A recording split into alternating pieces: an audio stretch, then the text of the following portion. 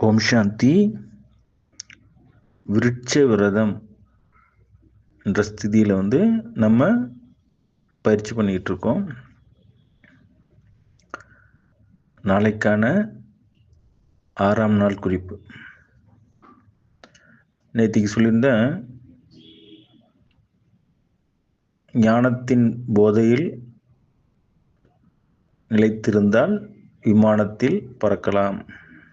அதாவது ஃபரிஸ்தா நிலையை அனுபவம் செய்யலாம் அப்படின்னு சொல்லியிருந்தேன். அது ஞானத்தின் போதை எப்படி வரும் அப்படின்னா, நான் எனது என்ற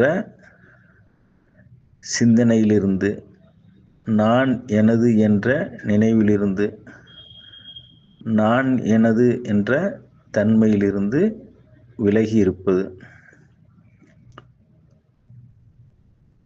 நம்ம எல்லாமே பந்தனத்தில் பின்னிக்கிட்டு இருக்கோம். ஏதாவது ஒரு பந்தனத்தில் பின்னி தான் இருக்கும். அதனால தான் இந்த வார்த்தை நான் எனதுன்ற விஷயம். அந்த 2 வார்த்தையில் எல்லாம் அடங்கிரும்.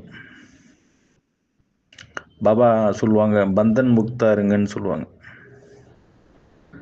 இப்போ நான் எனது என்ற சிந்தனையிலிருந்து, அந்த தன்மையிலிருந்து நான் விலகி இருக்கணும். விலகி இருக்கணும்னா எப்படி இருக்கணும்? என்னுடையவர் ஒருவர், நான் ஒருவனுடையவன் அப்படின்ற நினைவு இருக்கணும். அதாவது நான் பாபாவுடைய குழந்தை, நான் கடவுளுடைய குழந்தை, நான் இறைவனுடைய குழந்தைன்னு என் மனதில் ஆழமாக பதிஞ்சிருக்கணும். இதுதான் ஞானத்தின் விதி. இந்த தேகம் நான் கிடையாது, நான் அழிவற்றவன். இறைவன் எப்படி அழிவில்லாமல் இருக்கிறாரோ அதே மாதிரி நானும் அழிவில்லாதவன். எனக்கும் அழிவு கிடையாது. ஏன்னா நான் கடவுளுடைய குழந்தை அப்படிங்கிற நினைவு இருக்கணும். என்னுடைய அப்பா யார்? நான் ஒருவருடையவன் சொல்லியிருந்தேன் இல்லையா? நான் யார் அப்படின்னா, நான் மனதில் உடனே இமிடியட்டாக வர்றது என்ன? கடவுளுடைய குழந்தைன்ற மட்டும்தான் ஞாபகம் வரணும். இதுதான் ஞானத்தின் விதி. இந்த விதி நமக்கு மனதில் ஆழமாக பதிஞ்சிருச்சுன்னா, என் மனம் லேசான தன்மையை அனுபவம் செய்யும். இந்த விதி என் மனசில் ஆழமாக பதியும். நான் யாருடைய குழந்தை? நான் யார் அப்படின்னு கேட்டால், நான் கடவுளுடைய குழந்தை அப்படிங்கிறத என் மனம் இயல்பாக நினைக்க ஆரம்பிக்கணும். அந்த தன்மையில் வரணும். அப்போ பந்தனத்தினுடைய பிடியிலிருந்து நான் வெளியே வந்துடுவேன். பந்தனங்களால் நான் தாக்கப்பட மாட்டேன். பந்தனங்களால் நான் தாக்கம் அடைய மாட்டேன். என்னை சுற்றி 1000 விஷயங்கள் நடந்துக்கிட்டு தான் இருக்கும். ஏன்னா நான் செய்த கர்மத்தின் மூலம் நான் இந்த பிறவியில் காரியம் செஞ்சுக்கிட்டு இருக்கேன். அதிலிருந்து நான் விலக முடியாது, அதிலிருந்து நான் தப்பிக்க முடியாது.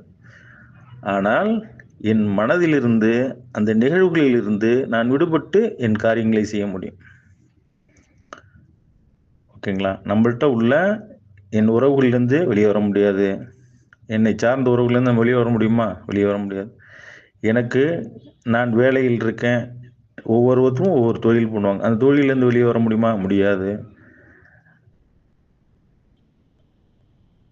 நம்ம சுற்றத்தில் நிறைய நிகழ்வுகள் நடக்குது. அதுலேருந்து நான் வெளியே வந்துட முடியுமா? அதுலேருந்து வெளியே வர முடியாது.